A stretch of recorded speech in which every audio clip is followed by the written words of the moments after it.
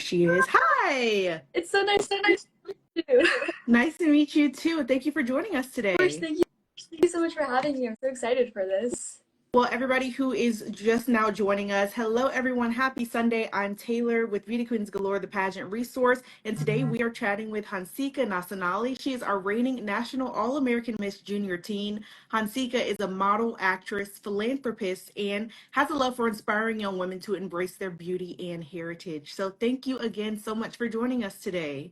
Of course, I'm super excited for this. I've actually been watching your interviews ever since I was a pageant competitor a few years ago, so I'm super excited to be a part of this. Oh, that's awesome. We'd love to hear that because, of course, our interviews are just from everyone, from beginners to people who've been competing for years. So, just like you've been competing in National American Miss for years, from third runner up to now a national queen. So, what do you think was the biggest lesson you've learned each year as you competed and now winning? For me, I think the biggest lesson I've learned is that winning isn't everything, and it's more importantly the journey and the skills that I've learned along the way. I knew before when I started competing with National American Miss, for me, the crown and banner was everything. It was like I wanted to win so bad, and it was only the thing I focused on. But after getting first runner up and kind of having that sense of defeat, because it was the only thing I wanted, it really took that year after getting first runner up to reflect on my journey that I've had with National American Miss.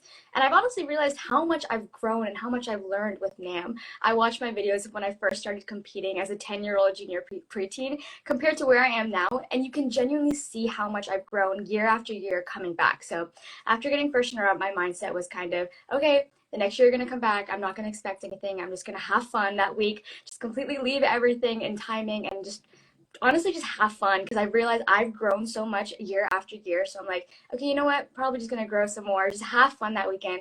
And that week ended up with me winning, and it honestly made me realize how much that winning isn't everything because I realized that the journey I've gained is so much more. Yes, and all that growth that you got over the years is I think sometimes we lose because we're so worried about winning, the growth and all the fun that we have. And a lot of young women can relate to your story of having come first runner up and third runner up years, years and years and years. So how did you stay motivated after coming so close to the crown multiple times before you finally won? Like I said before, I started to realize how much I've grown throughout this system. But I've wanted to be a representative of this system for so long because I started when I was 10 years old. It was the first pageant I ever done. I would look up at those state queens. I would look at those national queens, and I just as a 10-year-old who's always wanted to be a little princess, it was a dream of mine to represent this organization. I got to meet so many amazing young women, and honestly, it started to become less of like a competitive event for me and more of just a system that I would do every single year because it felt like home. I got to see girls that I've met all throughout the nation that became like sisters to me. It was just a week of nationals or like coming back to states that I got to see some of my friends that I haven't seen in like a year. So coming back year after year, of course, it meant the world to me to win this organization. But I started to realize how much I've grown and I got to see all these girls that I've met. So it started to become more of like a home to me rather than a competitive event. Of course, and you talk about how you started competing with National American Miss System in as a 10-year-old. So talk to us about your journey to pageants and how you landed in this community. So it's actually kind of funny because I hear the traditional NAM story of getting a letter in the mail, but mine was actually nothing like that. So my mom is an actress, so she's always kind of been like involved in the industry of like modeling, acting. So she's kind of always wanted to push me in this field. But when I was 10 years old, my mom saw an ad in Facebook for National American Miss, and she like saw the age of it. And she was like, "Oh, like I fit into this age category." So she was like, "Why not try it?" And so I've obviously always looked up to my mom and I've always wanted to be an actor as well. So I'm like, okay, wait, this is like the perfect opportunity. So I tried to fell in love with the system, kept coming back ever That's since. awesome, and finally you have won the title of National All-American Miss Junior Teen. So let's get go back to nationals. That was back in November. What moment during this year's national competition made you feel most proud, even before the crown was placed on your head? I think, ooh, that's difficult because that nationals was like genuinely one of the best weeks of my life. Not only because I won, but like before holding hands in the top two, I knew I would be fine with winning or not winning. Like getting first runner up, that was like the first year to me that I was like genuinely surprising myself. I'm like, wait, even if I get first runner up, I would be completely fine with that because of how that week went. But I think besides winning, of course, one of my favorite moments was winning the casual wear title, the national casual wear title for the optional contest. I think that was just so much fun because I've been doing casual wear ever since I first started with NAM in 2018. So it was like finally like a full circle moment to me to finally win that competition. I've gotten top 5 in it like a few years, but I've never actually, because I think it's one of the most competitive optionals in my opinion, because just everyone does it. So I never hands, but having fun with it. And funny story about casual wear, my outfit, I've been repeating it for like 4 years because I just loved it so much. So I didn't want to get rid of it. So I'm like, you know what? And the jacket is actually kind of falling apart because it's a red leather jacket and the leather's starting to like off because of how many times I wore it. But I'm like, okay, you know what? This is gonna be the last year I repeat this outfit. Next year I am gonna get a new one. So I'm like, might as well have fun with it one more time. And it ended up being my winning national casual wear outfit. That's awesome.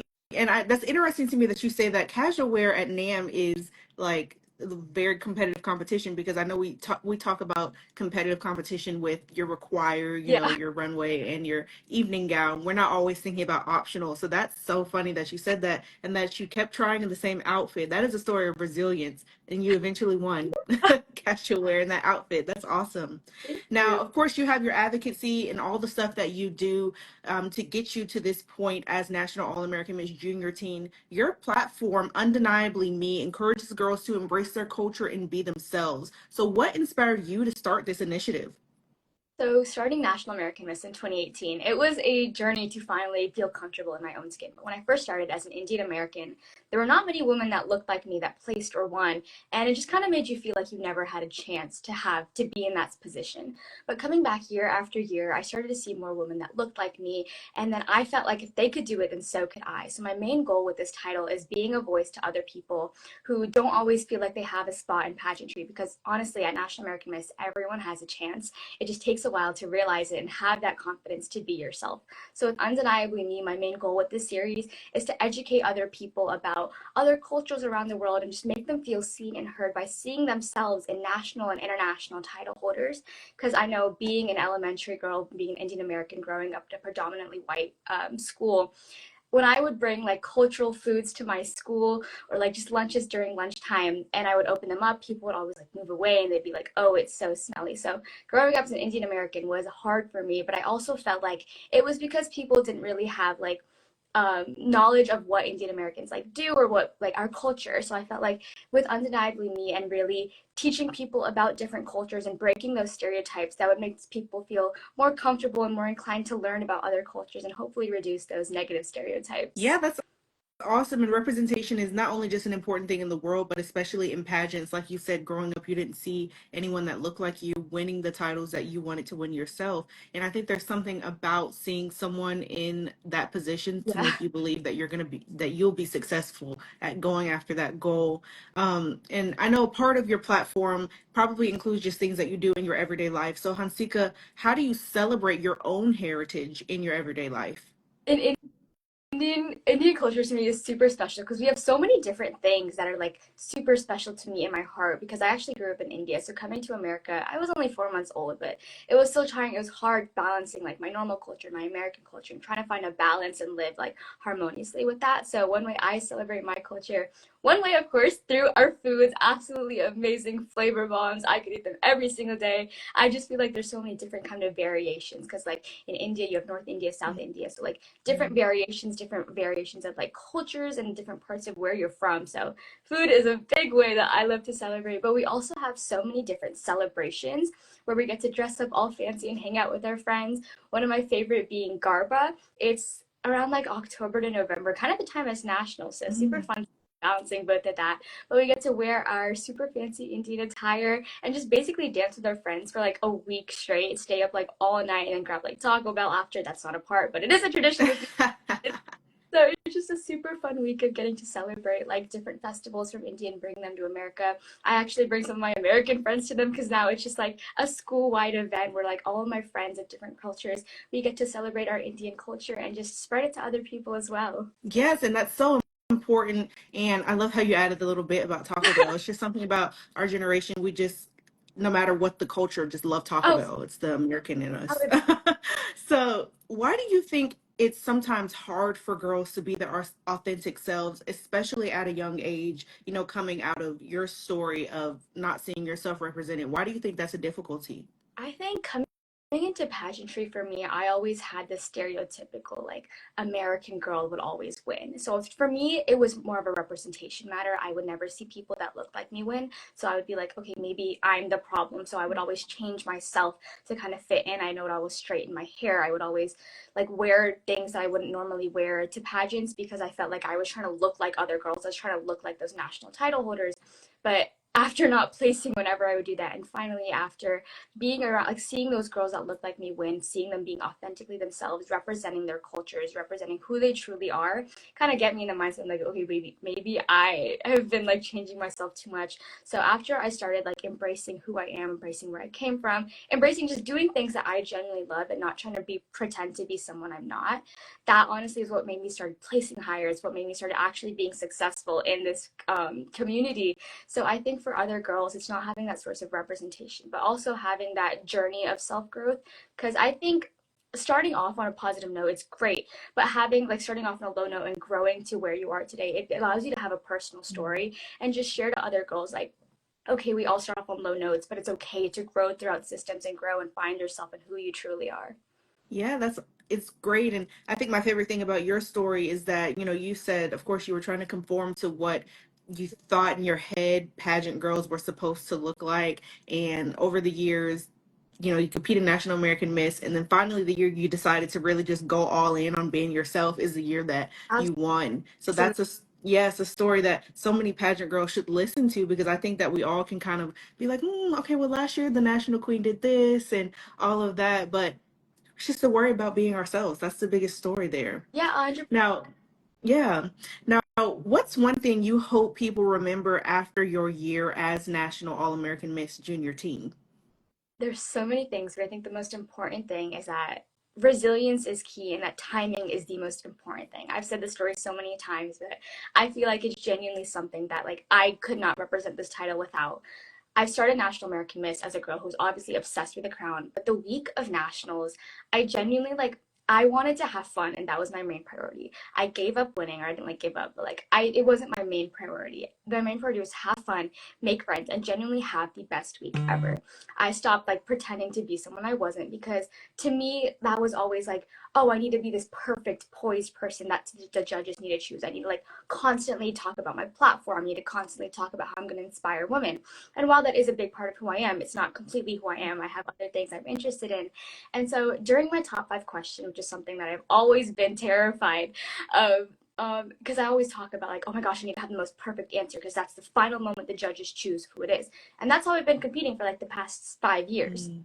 The year that I won, my question, because I just wanted to just like truly just have fun, be myself. So my question was, if you could meet anyone in the world, who would it be?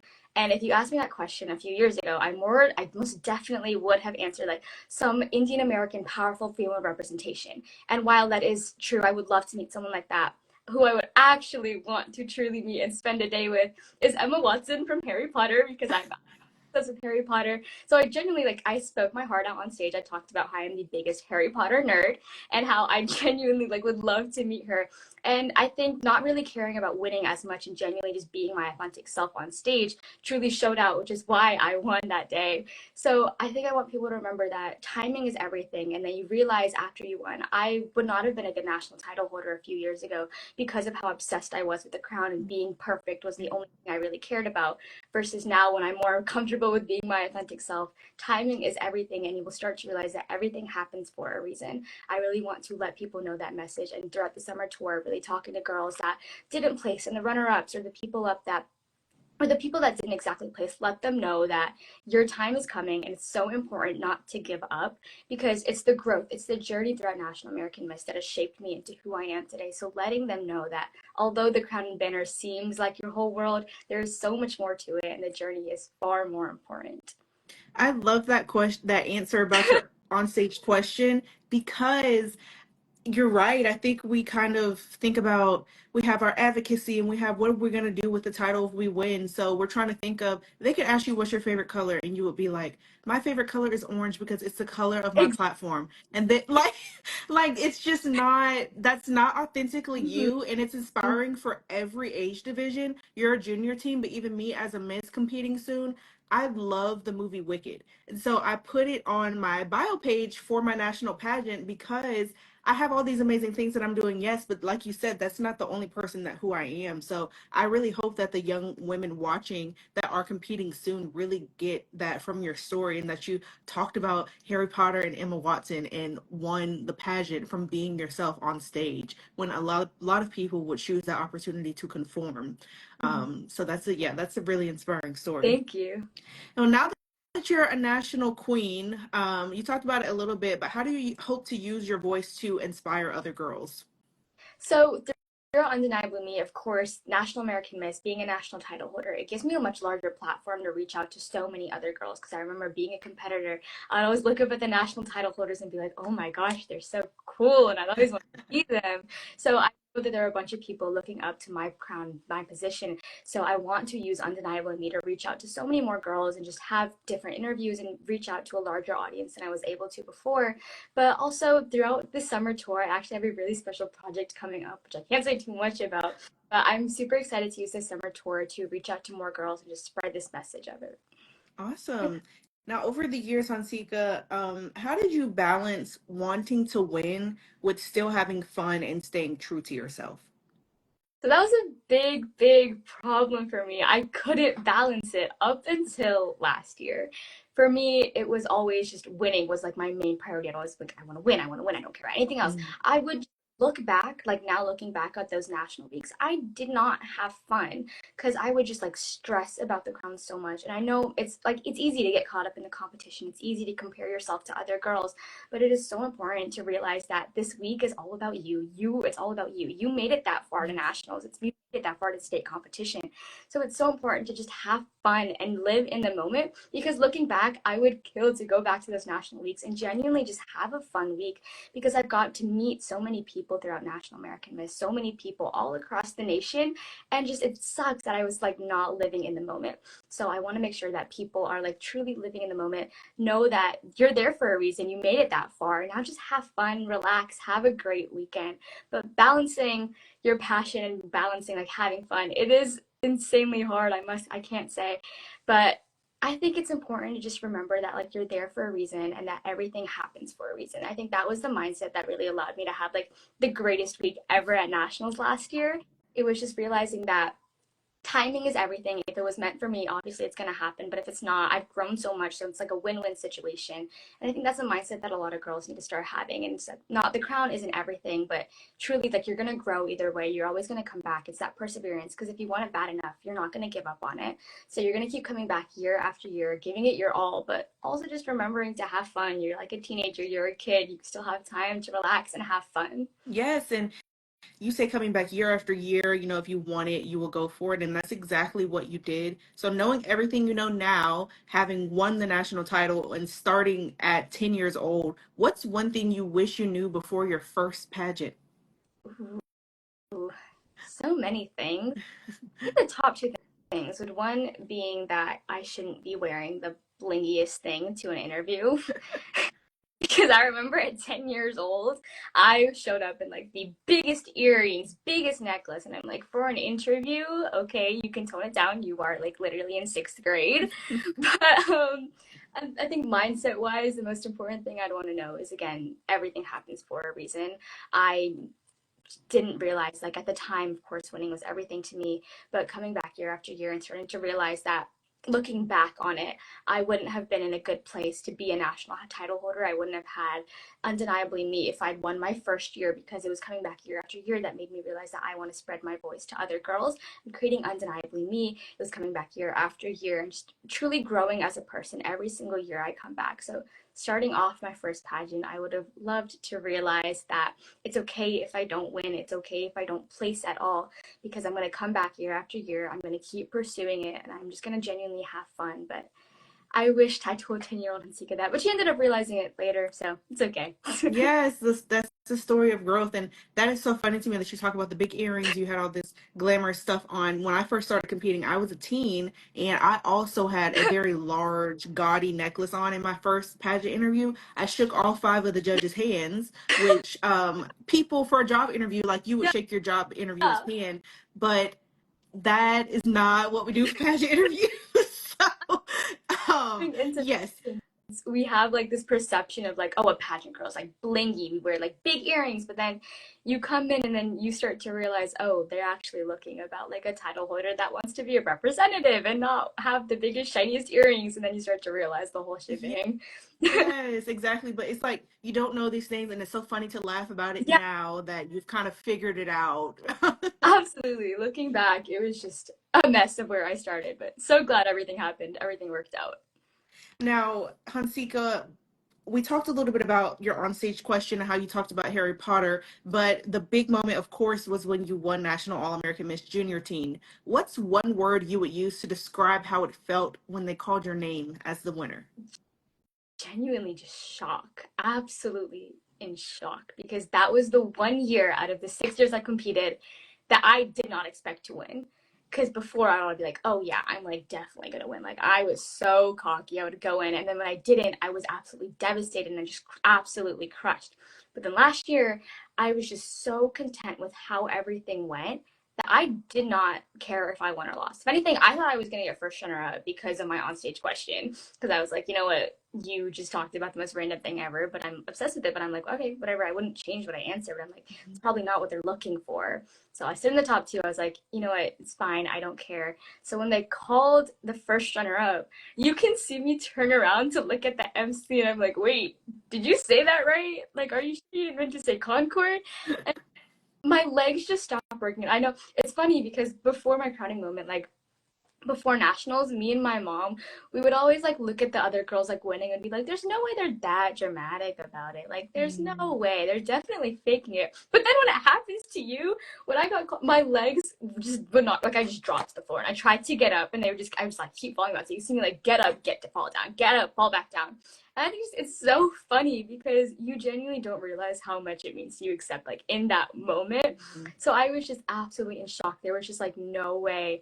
And then like the girl come like the previous queen Maya comes over, she's like holding the crown and banner, and I'm like bawling as soon as I see, because I'm like, wait, there's no way.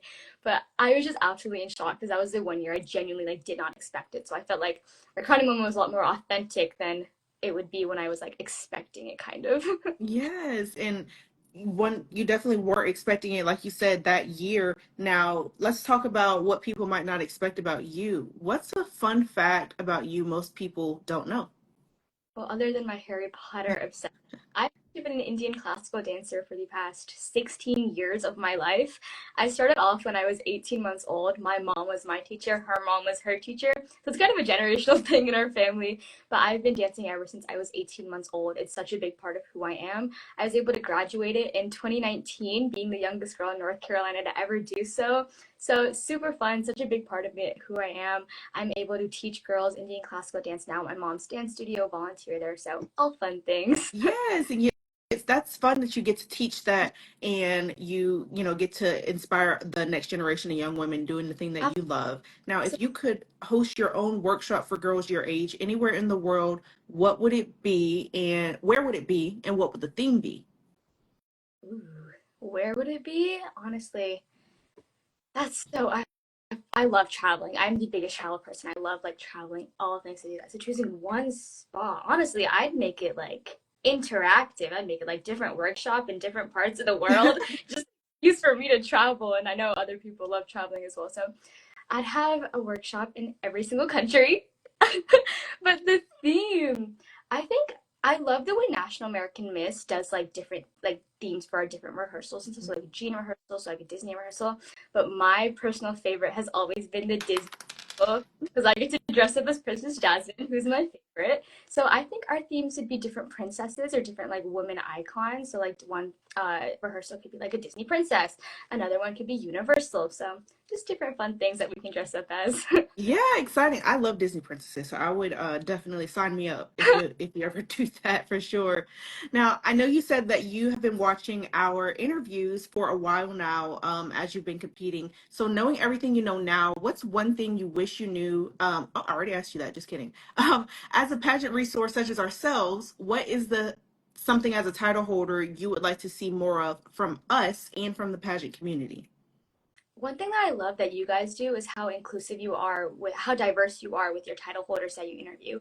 I was scrolling down looking at the different interviews and I'm like, you guys truly do have queens from different organizations, different systems that all look completely different. I think that's, of course, one of the biggest things that I wish I had before joining pageantry. It was seeing that representation, seeing girls that look like me, look like different people, win those title holders, and represent them so elegantly on a national and international title, which is something that you guys do such a great job at showcasing. You get to hear all these queen stories of different that come from different places that start off at different times in pageantry.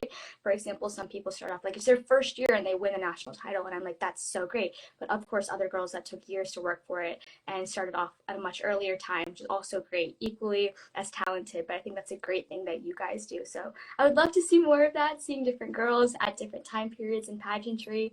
And yeah. Yeah, thank you so much for that feedback. We definitely think that it's very important, of course, to do a wide range because you never know who's watching. Somebody who's in your shoes, like you were when you were 10 years old, could be watching, and seeing somebody that looks like them could inspire them to do their first pageant or inspire them to continue just going after their dreams. So yes, thank you for that feedback. Now, we talked about your big win, and we know at National American Miss, the Miracles Happen is like the big song that everybody is hoping they get their moment to. But Hansika, if your journey had a theme song besides Miracles Happen, of course, what would it be?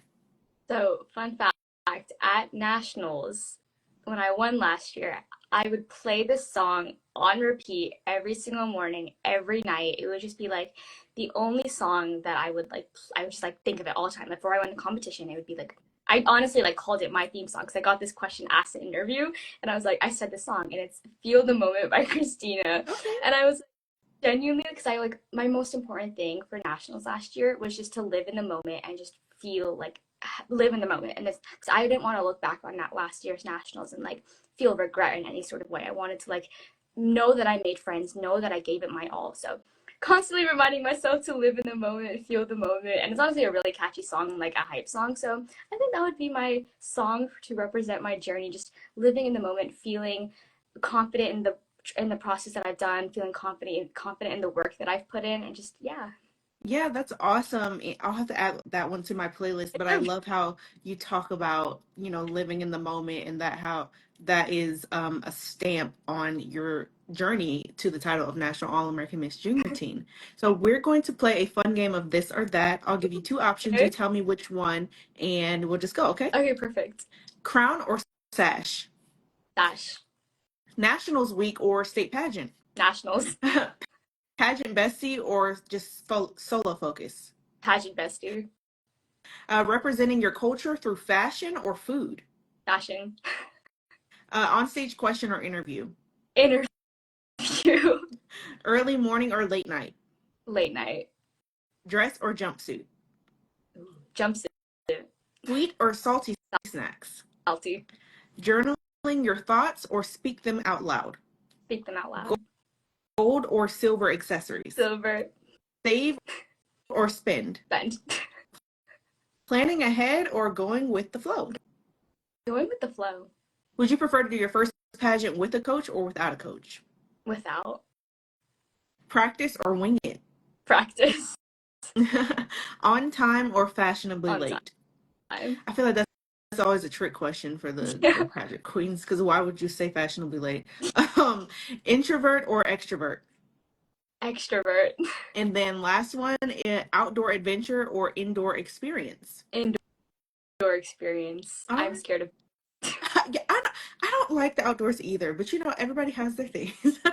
Yeah, I Well, watch the outdoors from my window inside. yes, exactly. So, Hansika, thank you so much again for joining us and giving us a chance to gain some insight on who you are and your journey to National All-American Miss Junior Teen. Do you mind sharing with us how we can stay connected with you and the rest of your year as the queen? Of course, thank you so much for this interview. This was so much fun. You guys can follow me for my pageant account at the NAM AA Junior Teen or on my personal pageant account, Hansika_pageant. Love to stay connected with all of you. Awesome. Thank you so much. We wish you the best of luck with the rest of your reign and a good rest of your Thank Sunday afternoon. Thank you. You too. Have the best day ever. Thank you so much for this. This meant the world, and I was so excited to share a bit about myself to everyone. Thank you. Awesome. Bye. Bye.